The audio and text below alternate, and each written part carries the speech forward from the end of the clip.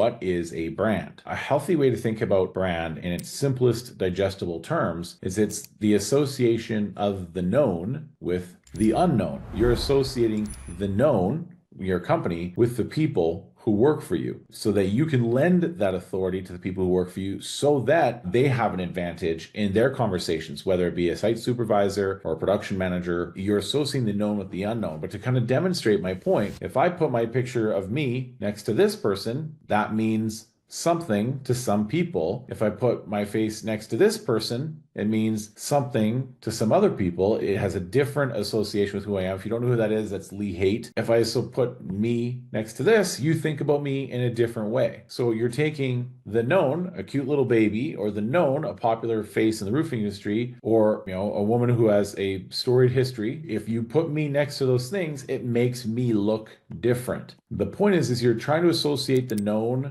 with the unknown. In many cases, RBP, when it started out, I was RBP. Now RBP is bigger than me, so it associates the people that work for us with the RBP brand. So we have to think, what are the ways to stand out? It won't be the shingles that you sell because you sell the same shingles as your competitors. It won't be the way you install them because as much as you like to say we put quality roofs and we do the best install and it's the same install. The people you hire don't even necessarily work for you. They're subcontractors that could work for your competitor tomorrow. So it's not really the install, and it's being installed by the same kind of people. It's not like a restaurant where you go to McDonald's and you get 5 ounces or whatever of beef for $7, and then you go to Ruth Chris and you get 5 ounces of beef for $49. The reason usually is the ambiance, the people, right? You're going to get it brought to you by a professional waiter. You're not putting cheerleaders up on the roof. It's like the same kind of people who are using the same tools, right? We're seeing CertainTeed's roof install robot. There might be some different tools that come to the industry. You could maybe stand out with, like, say, a catch-all or something. Same tools, same install, and same price. I say that, roofing is a sea of the same, especially in your marketing, because in your marketing, it's really tough to say anything that's different than your competitor. So you want to be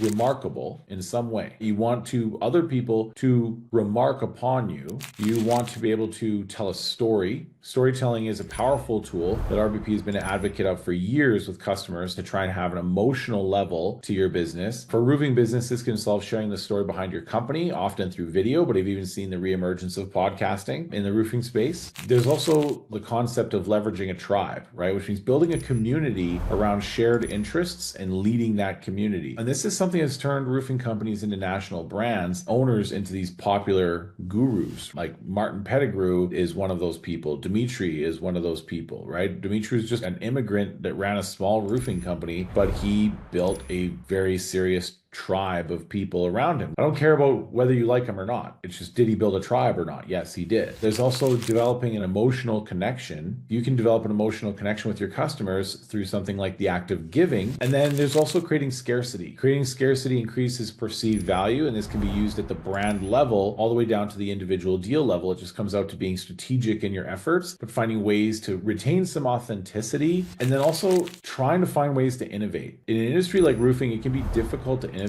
because most of us don't install our own roofs or make the products that we install. So it really comes down to innovating the marketing and sales process in ways that we can stand out from the crowd. And the seventh way to stand out is to do them all. This is how you create a remarkable brand.